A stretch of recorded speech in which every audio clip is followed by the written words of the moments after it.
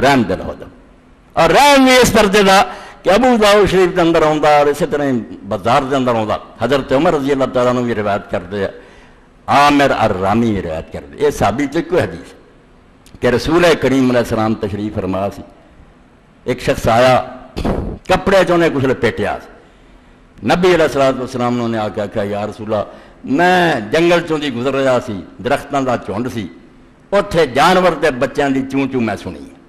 میں وہ بچے جڑے اپنے پلے بن لے انہوں دی ماں میرے سر سے من لاؤ لگ پی. ماں نوں پتہ لگا کہ میرے سے گھومتی آئے. میں کپڑا وچھاتا, بچے اڑن جوگے نہیں سی, کھول دیتے. ماں نے نہیں سوچا بے نے بچے پھڑے مینوں پھڑ لوں گا, ڈگی آ بچہ نہ آ کے چمڑ گئی.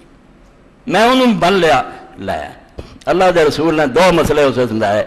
نال فرمایا والذی بعثنی بالحق, اس خدا دی قسم ہے جن نے مینوں سچا پیغمبر بنا کے بھیجا.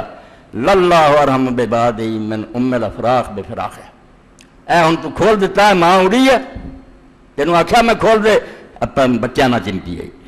اس ماں نو اپنے چوزیاں اور بچہ نہ جنا پیار ہے, رب نو اپنی مخلوق نہ اس کو بے شمار گنا دلا پیار. ماں دے ویکھنا ذرا کہ محبت دا رکھیا, بیچاری سوچتی نہیں بھی میں انتقاد کر کے مینوں لئی جاندا, چمٹی ہوئی.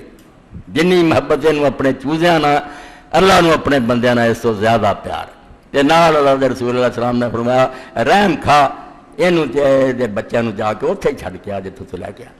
جس دین نے اور جس دین دے نبی نے جانور دے بچیاں نہ ظلم برداشت نہیں کیتا, وہ اس گل دی اجازت دیندا بے تو برابر دے انسان.